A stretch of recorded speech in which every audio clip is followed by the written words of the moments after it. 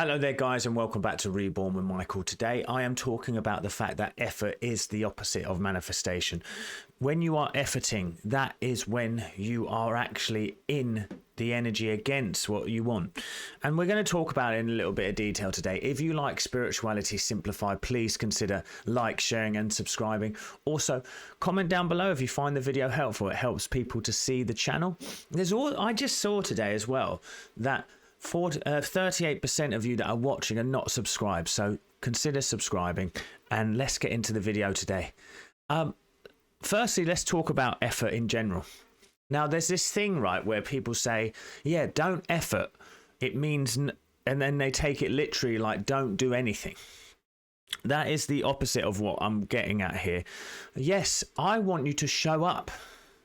I want you to show up, right? I want you to show up in every area of life, but I want you to do it with a gentle consistency, not with an effort, not super trying, not forcing. You see, anytime I did anything in my life, even when first contemplating coaching, when you try so hard, you seem to always hit walls. When you become and align, I'm going to speak about that in more detail, to what it is that you want, then you start to see the doors open. What does effort mean? Well, I like to look at it in this sense of creation. There is nothing in this planet that efforts to be what it is. You know what I mean? It's like the lake doesn't effort to be a lake. The tree doesn't effort to be a tree. You never efforted in your life to grow to the height that you are, or for your hair to grow, or for your heart to beat, or for your food to digest. You see how this all works on principle. This all works on an intelligence, a power within. But when it comes to our outside world, we think, we've been trained, we've been lied to. We were lied to. It said to us, you must outwork everyone in the room. If you're going to the gym, you must outwork everyone in the room. If you're going to work, you outwork everyone in the thing. And I even remember listening to speeches from like Will Smith and stuff like that, saying, I'll die on the treadmill before anyone else, and I'll outwork everyone in the room. And sometimes I don't actually know what to do to outwork anyone else. How can I outwork them? What more can I do? I think what a lot of people tend to do is they make themselves busy rather than working hard. And so I've worked with a lot of business people, and I tell them to do less, because all they've done is made themselves busy and tired. They haven't actually done anything good towards their success. Now, my thing is, I say to you, instead, guys, manifestation is about alignment. It's aligning with divinity. God and the Creator did not effort to make any of this happen. I just explained it about how your body system works. So when we try to make something happen, we go against the laws of nature. We go against the laws of life. What we must do is realize that there are laws in our mind. We have a mind, right, that is a conscious and subconscious. And you impregnate the subconscious mind with the idea of that which you want, and then it goes to action on your behalf to bring that and express that on the screen of space in front of you. So there is no amount of effort. Any time that you're efforting in your visualization, your meditations, or your affirmations, you're actually denying them. You're going to stop them. And that one line that needs to ring true in your mind is that you do not add power to the divine. So what do we do instead?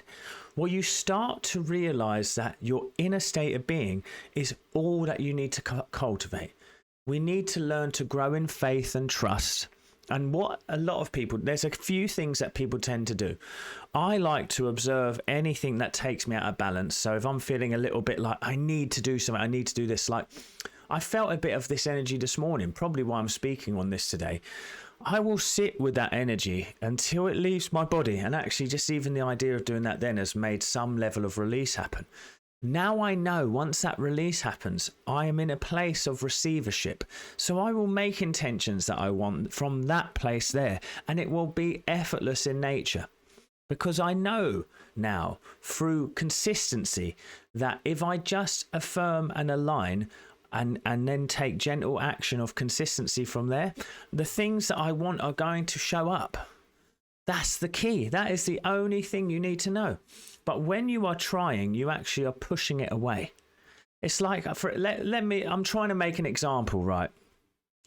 So there is a river down the road from my office, right? If I go to that river and I start jumping in it and trying to stop the water from flowing, what's going to happen? It just is going to pay me no attention. It's going to go by me and I'm just going to get wet and frustrated, right? Now, the thing is there though, say for example, instead of swimming up the stream and trying to stop it all, I decide to let the river take me. I'm going to get to a destination a lot faster, do you see, than if I fight against life. Now, life, unlike the river, which has no care of me at all, life actually loves you because it's designed by divinity. So you see life as God. Life loves you and it wants to express through you. It wants to give you everything you could ever dream of. Now, what do we do instead? So we start to align to that flow where we relax into life. But then we can add a little intention. So it's like you're going down the river and I decide, I don't want to go right here. I want to go left. So I just slightly rotate my body. That's what intention is. It's like a little rudder. And then I rotate it and then it takes me down the path that I want. So I let go to life, but add that intention on top with an affirmation or a visualization.